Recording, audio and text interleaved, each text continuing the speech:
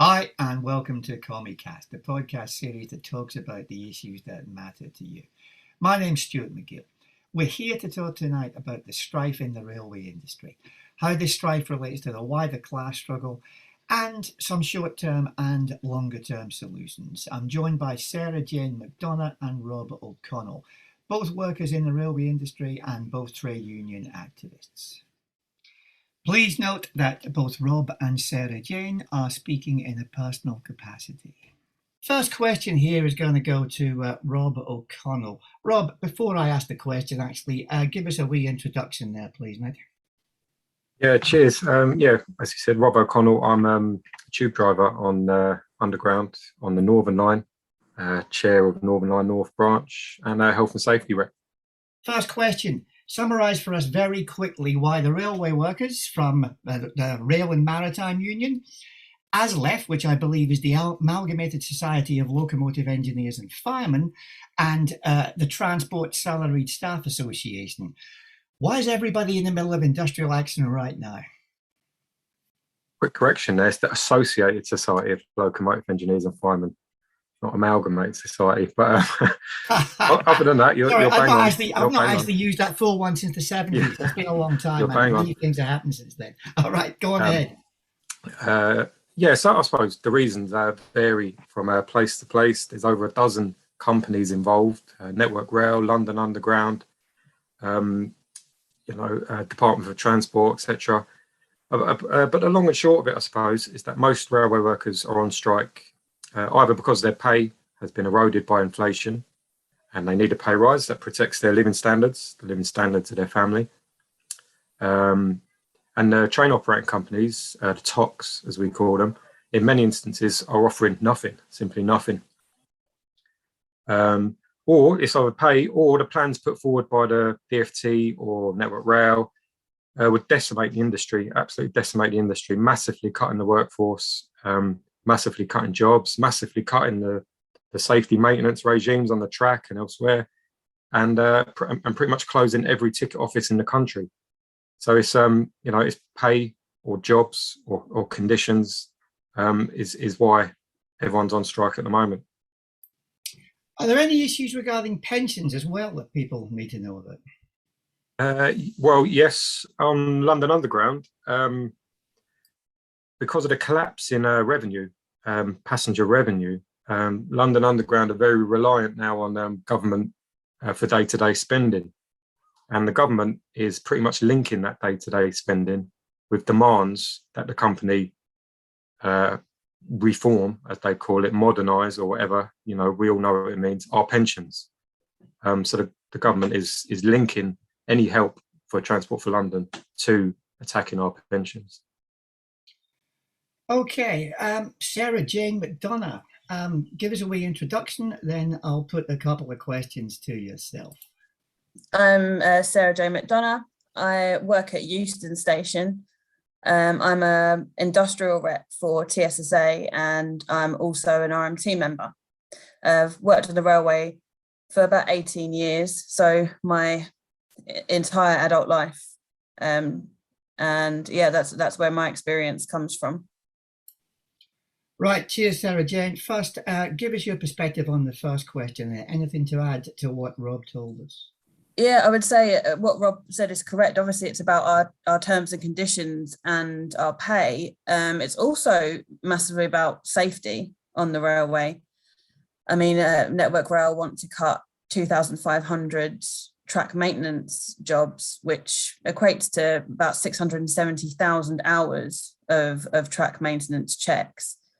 And that's dangerous. When we put our passengers on trains, or when we know that our family and friends are traveling on trains, we need to know that they're safe when they're going.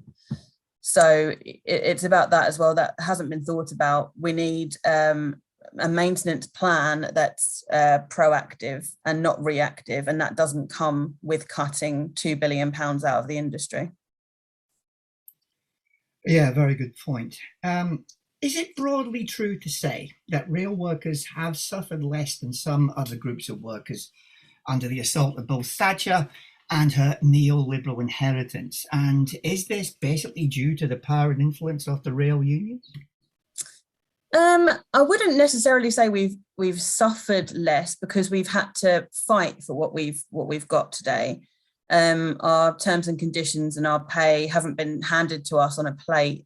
We've had to suffer and to fight to get to that point.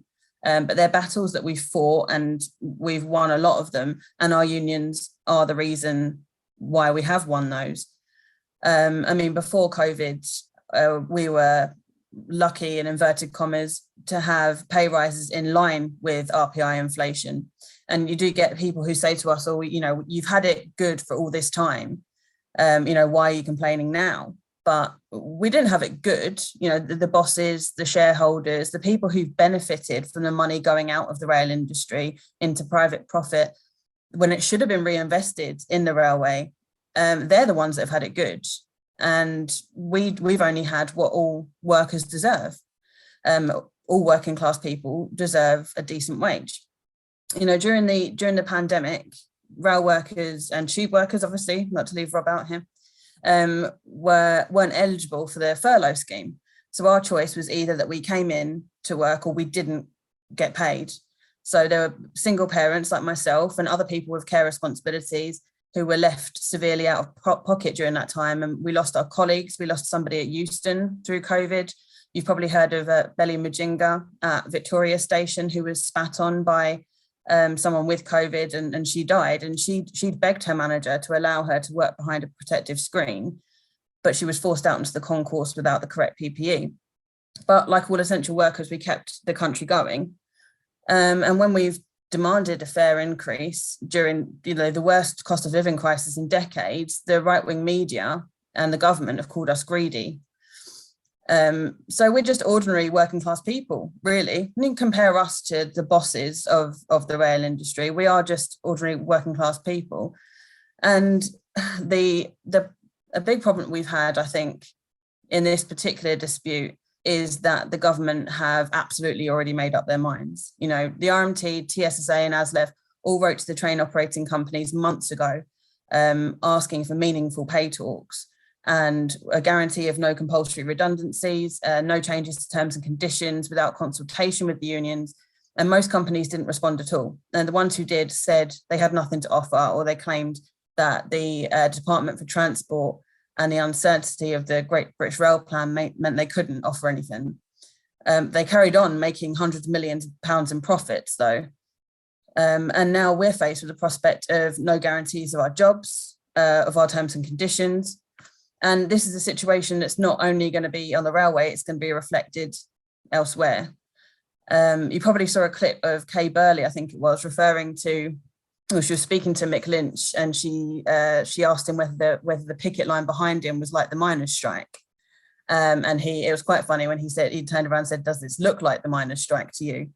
But I think I do see a similarity between what's happening now and the miners' strike, and with what they want to do to the railway, because the miners' industry was destroyed by technological change. And that's what we're hearing from the government now, that what they want to do to the railway, that we're hearing we need to modernise it, we need to change the agreements that are archaic, as Grant Shapps says, and a lot of similar things that you probably heard in the miners' strike. But we're ready to put up a fight and to not let it happen to another industry. Okay, we'll talk about some of those issues a little bit more later on, I think. Okay, Rob, over to you, mate. What's your perspective on that, please?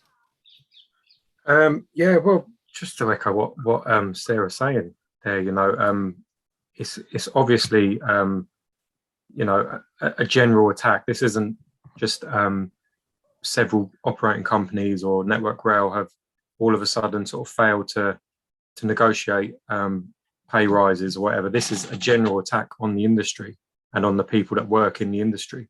So obviously, while the picket lines might look different to 1984, 1985, the thinking behind it is the same. It's an attack on the industry to get rid of union influence on the industry. And I mean, I don't know, do you want me to sort of expand on how they're... Yeah, please. I was going to actually ask you, to what extent do you think the government has engineered or maybe just welcomed this dispute as a chance to attack the unions, the power of the unions? And give me some examples of what they do to that effect and have done in the recent past. Yeah, I suppose, yeah. So just as we were saying, in the lead up to these disputes and all the way through, really, the government and the media have gone heavy on this modernisation angle. And I've said it a couple of minutes ago, Sarah said it as well. All we hear about now is modernisation. If you were to believe everything they said in the papers or everything Grant Shapps tweeted, I mean, the railways wouldn't even run. I mean, there's some absolutely ridiculous stuff. Yesterday, there was some disruption on Avanti West Coast, I think it was. And Grant Shapps was tweeting that the disruption was due to archaic agreements from 1919, as drivers working on their days off was voluntary. And he called it unofficial strike action. I mean, so if we don't work overtime, it's to be condemned and it's unofficial strike action. But literally a week or two before that, he's saying he wants to ban overtime on the railways completely to punish workers that have gone on strike. So it's totally incoherent stuff. 1 minute we can't do overtime, the next minute we're being forced to. It's just totally incoherent stuff. But it's clear, I suppose, that for them, pretty much all the evils of the railway can be traced back to the fact that ASLEF, the RMT, the TSSA are strong in their respective areas.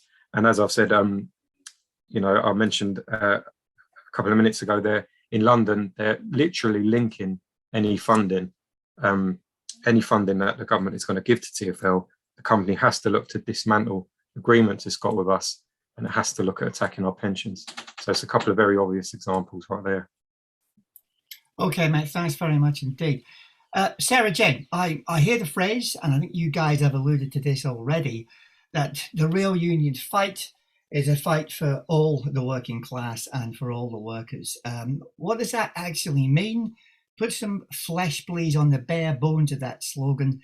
And if you could, place the current dispute in the context of the wider class struggle. Yeah, so to kind of put it into perspective, a few weeks ago, West Midlands Trains advertised a customer service role at Watford. And the salary for that was £22,900. So that's a take-home pay of about £1,595, and average property rent in Hertfordshire is £1,165. So like other people in similar circumstances, we're in the same situation as all working class people now, where rents have continued to go up and our wages aren't being reflected in that. Then if you look at the other side of the railway industry, I think we should point out that the two highest paid Network Rail directors took home around £1 million between them in 2021 at the height of the pandemic. One of those was the CEO, Andrew Haines, who said in an interview that he would be taking a 20% cut in wages through the pandemic. In reality, that was only for 4 months of 2021. And now his pay is back up to £593,000 a year. So that the difference in his pay between this last year and this year is £36,000. That's more than most railway workers earn anyway. I mean, I'm sure basically this is all about a bigger picture. It's the bigger picture outside of the rail industry, because I'm sure that the situation that we've had on the railway during the pandemic has been replicated in other industries. You know, when our members had their hours cut, those who worked on night shifts had the night shifts taken away and therefore had money taken away. We're now in our third, and in some train operating companies, fourth year of an imposed pay freeze. And while that's been happening, people like Andrew Haines and other bosses in the rail industries have been absolutely raking it in. Workers in all industries now are being told that there's not enough money for a pay rise. You have to continue to wonder whether you'll be able to afford to heat your home this winter, whether you'll be able to afford your children's school uniform before they go back to school in September. And all this time, Network Rail shareholders of First Group, who were giving out £500 million in shares last year, they're sitting happy and safe, and their children are safe. They don't have to worry about heating their homes, but they're telling us there's no money for a pay rise. And I know that'll be happening in other industries as well. Yeah, I think it's important to look at the wider context. I think that quarter on quarter, The economy grew something like 8.7% in real terms this year compared to the early part of last year. Obviously, the early part of last year was particularly affected by COVID, so the growth figure is unusually high. But if the economy is growing in real terms and real wages are falling, that means that more money is going to capital. So the money, the dosh, is clearly there. Just a bit of an advert for the Communist Party of Britain website. This is explained in various briefing papers we put on there. I think it's also important, those of us who remember the miners' strike in 1984, the miners were seen very much as the labour aristocracy, and Thatcher's people wanted a victory against the miners because it would be a good symbolic victory, as well as bringing down some genuine class enemies of hers. And that's why, personally, I think that's why they're pushing it right now, because they see you guys as the strongest set of unions out there. So they want a proper victory to encourage everybody else to capitulate. So that's my take on why this is a fight for the working class in general. Rob, over to you, mate. After my little mini rant there, give us your perspective on that, please. Yeah, pretty much Sarah and yourself have both said it as well as I can. I mean, it's obvious there's a lot of previously fairly comfortable, respected professional people as well in this country now that are being exposed to capitalism, really, in red in tooth and claw, and it's frightening. Barristers, university lecturers, I suppose you never would have thought it would happen to them. Fire and rehire, and that's due to the defeats that we've suffered as a class since the 80s, since the minor strike that we've spoken about, the printers and all the rest of it. And yeah, like you both said, I think we really are one of the last lines of defence here for the working class in this country. That's an interesting one. It gives me a nice seamless link into my next question. So thank you very much indeed for that one there, mate. I generally sense, and I live in posh commuter land, I have to confess, I generally sense there's been more sympathy for the strikers than in past disputes. And a good few of my students are angry, self-righteous commuters. You kind of asked the question already, but I'll ask you to elucidate, and I'll pass the same question over to Sarah Jane. Why is this? Do you think there's a more instinctive sympathy amongst people deriving from the fact that, like you say, everybody's suffering from the vicious vicissitudes of capitalism right now? And also there's a realization that the railway and other essential workers kept the country going during the darker days of the pandemic. Yeah, it's a great point. There certainly is a lot of sympathy, and there is an awareness that the railways kept things from grinding to a halt during the pandemic, and obviously not just the railways, but we were part of that. I mean, in the early days, Sarah has already spoken about it, when little was known really, people being asked not to leave their homes, but we had to keep going. And again, not just us, but we did have to keep going, keep getting up, going into work. And I was listening to one of your podcasts there, the CommieCast, a few days ago about the postal workers. And one of the postal workers said something that sort of rang true to me.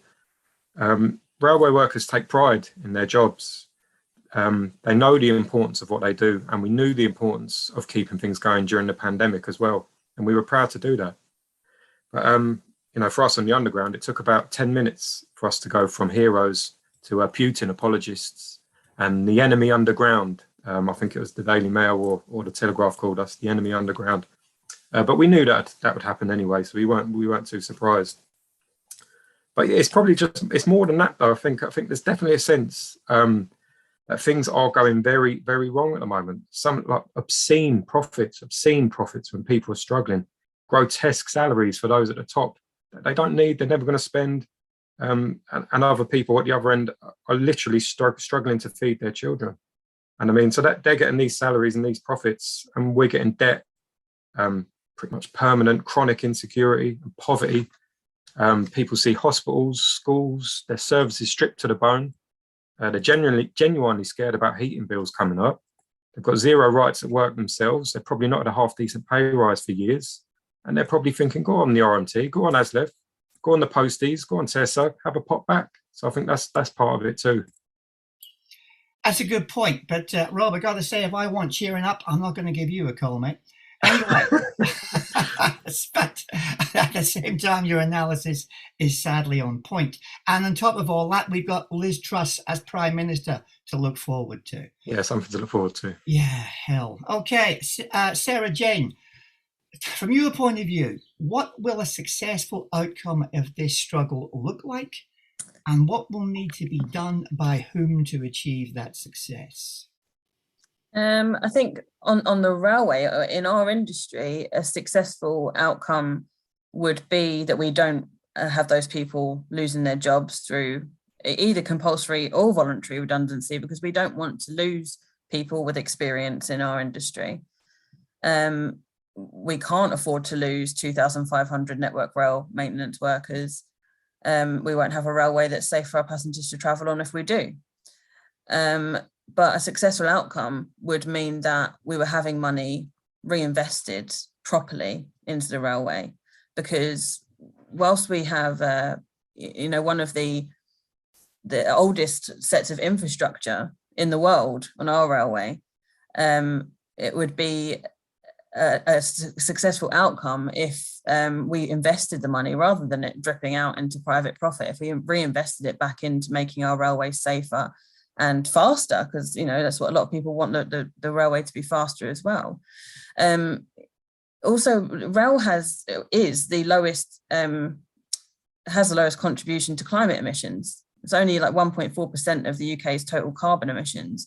And at COP26, the government had a choice to invest in a clean, green transport system, which could have seen people in this country having a better choice of jobs, for example, or they could have afforded to travel outside their area. We could have boosted our own domestic travel industry by investing properly in our railway, and we could secure jobs for the key workers who kept this country moving during a pandemic. But instead, they want to take £2 billion from the industry. So to ensure that money has been properly invested rather than going to the hands of shareholders, if companies like Network Rail were to bring services back in-house, for example, it would save hundreds of millions of pounds a year. And if we're thinking outside of the railway, I think this is replicated as I said before, and it becomes a point where people gain their class consciousness. It needs now to be the point where the working class stand up and say enough is enough. We're not going to keep getting poor anymore while the rich get richer.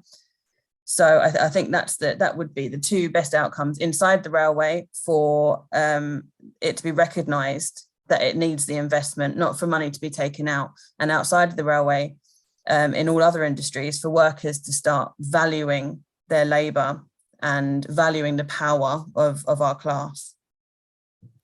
Okay, thanks very much. Rob, over to you on that one, please, mate.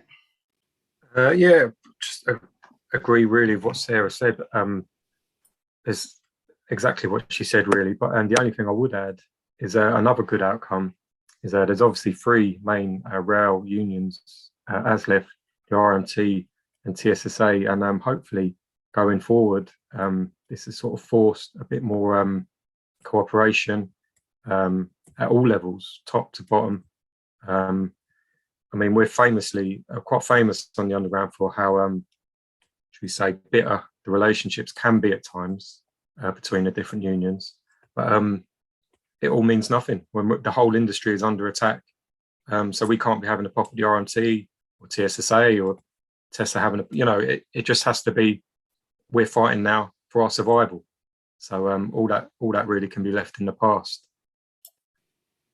Yes, this is not a time in which we can afford to be sectarian in any sense of the term. Rob, give me briefly your long-term solution for the malaise in the railways, and again, what would need to be done and by whom to make your solution realisable. Well, the long-term future of the railway probably could be a podcast series in itself, and it's such a huge operation.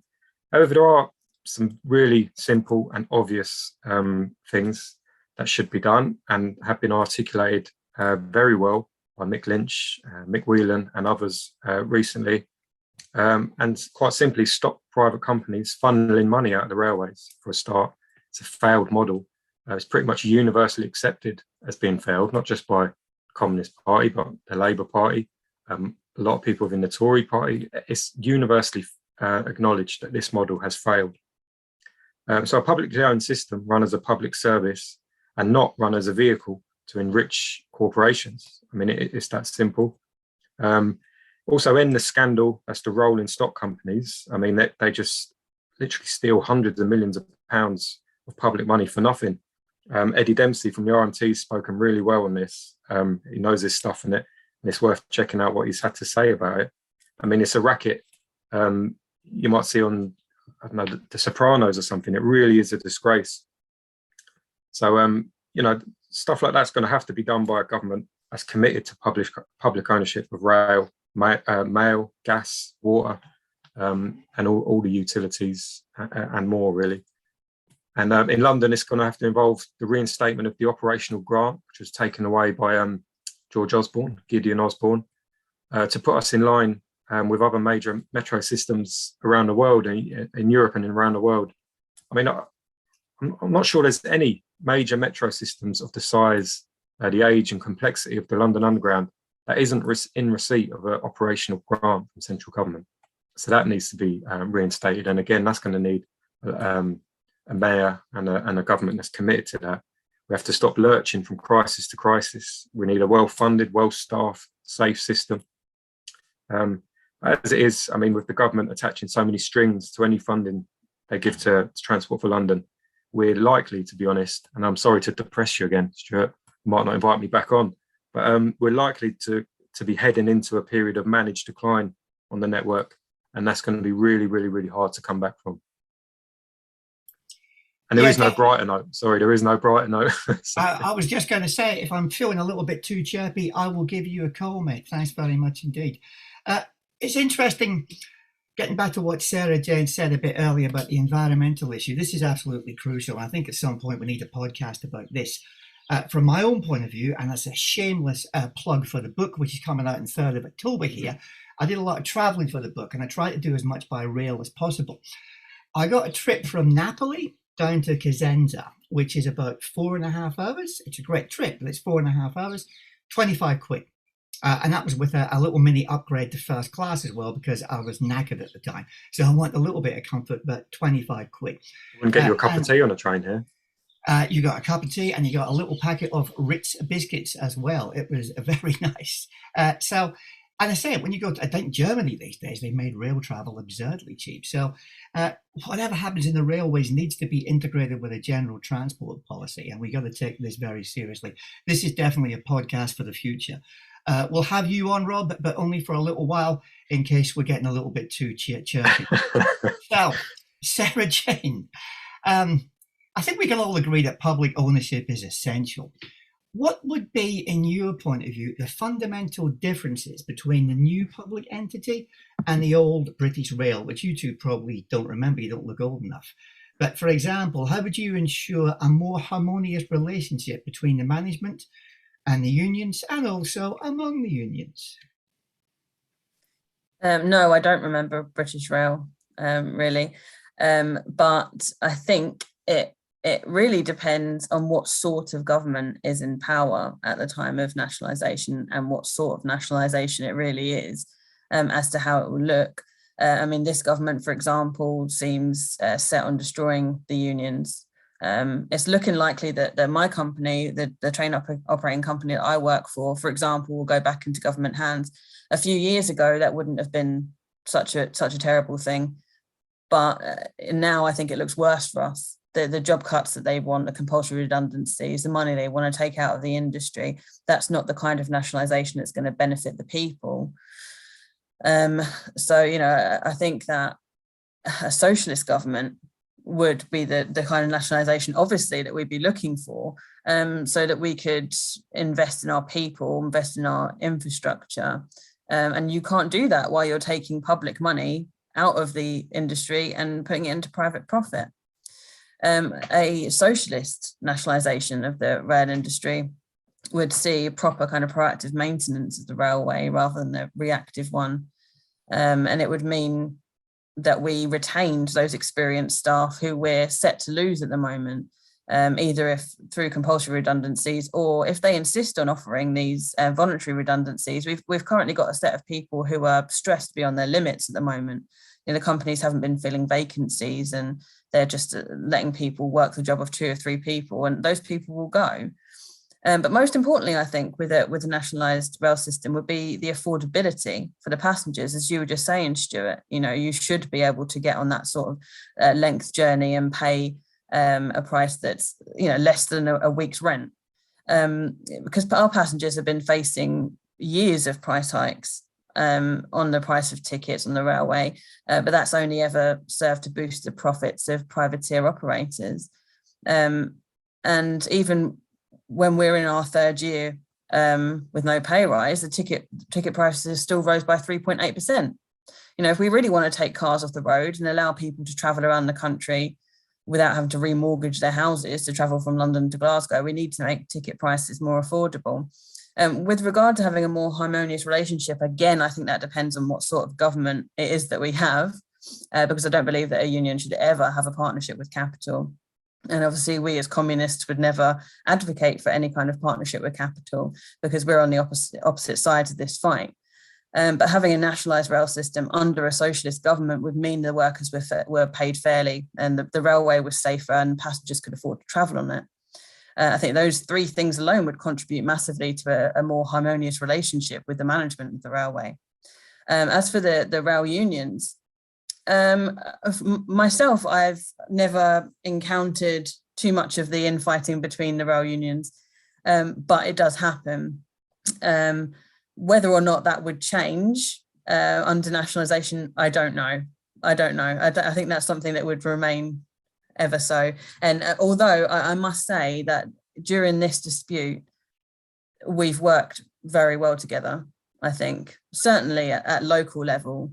Through the last 3 years, I think we've all relied on each other a lot, and it's not been a case of which union who is in, it's that we're all in it together. I hope that continues, because it's been, although we've had the hardest period in my time as a rep, it's also been the period where you found comrades in places you didn't know you had comrades. Okay, thanks very much, Sarah Jane. Okay, over to you, Rob, for closing remarks. And can you give us some indication too of what we, the listeners, can do to show solidarity and help you guys out? Yeah, I'm just trying to think of things to say that aren't going to depress you now, Stuart, and get me kicked off the podcast. But no, I'd like to echo what Sarah said. The solidarity that's being shown now across all the unions and at all levels, from reps, members, executives, general secretaries, it's starting to really, really be something. I mean, just as an example, something that never would have happened a while ago, ASLEF tram drivers in Croydon were on strike, and I can't remember now what RMT branch it was, but an RMT branch marched up the road with their banner, turned up to stand on the picket line with them. And it might have been Piccadilly line. I could be wrong. But just little things like that would never have happened before. Just wouldn't have. And they're sort of becoming commonplace now, so that's a positive. And what can people do? I suppose, just like I've touched on there, visit picket lines, a bit of support, people can educate themselves about what is actually happening, not listening to Grant Shapps's stuff about archaic agreements from 1919. Read the Morning Star. Sarah had a piece in there last week. Mick Whelan, the General Secretary of ASLEF, was in there the weekend. It's voices you don't hear in any media outlet, even ones that sort of purport to be kind of neutral. We know they're not. You can educate yourself on the dispute by reading the Morning Star. Just visiting picket lines and showing solidarity wherever you can. It's every little bit is appreciated, and that's the truth. Okay, mate. Thanks very much indeed. Sarah Jane, closing remarks from you and any more tips on what we can do to help. Sure. I think a while ago, before this dispute properly started, Rob and I actually had a conversation about whether or not we would have the public support. And we both agreed that regardless of whether we had the public support, that we would have to go away with it, carry on with it, because it's the only thing that we could do to protect our jobs and our terms and conditions. But since this dispute started, I've been completely overwhelmed by the support from the public. And that's just made all the difference. I think it's allowed our voices to be heard in a way that they weren't heard in previous disputes. And I think, previously in an article I wrote in the Morning Star, I said that Keir Starmer should stop telling the workers to support the Labour Party and tell the Labour Party to support the workers. And I think what we've seen from Keir Starmer over the last few weeks is that is never, ever going to happen under his leadership. He is never going to tell his party to support the workers. So I think really now it falls to us, the workers, us, the working class, to take that class struggle to the next stage. And I believe that has to come from the unions. So we would need people to get involved in their unions, not just to join, but get involved and to organise and to get people voting to go on strike like we have, and stand at picket lines, go to other picket lines of other workers in other industries, and just carry that on. While we can't let this momentum go now, we need people to start organising in their own workplaces, because with or without the backing of the Labour Party, we all have to stand together now. We need to be examples to the workers in this country that we're not going to sit quietly anymore while the rich get richer and the poor get poorer. Yeah, one of the sad things of getting older is you realise your father was right about everything. And my father told me in the 70s, the Labour Party will always be the party of betrayal. And he wasn't wrong. Thanks very much to both our guests tonight. This has been CommieCast. We are anti-fascist, anti-racist, anti-capitalist, but very much pro the working class. And thanks to you for listening. Good night. If you've enjoyed this podcast and want to find out more about the policies and ideas we discussed, you should be reading the Socialist Daily newspaper, The Morning Star, available online by subscription and in thousands of newsagents across the country.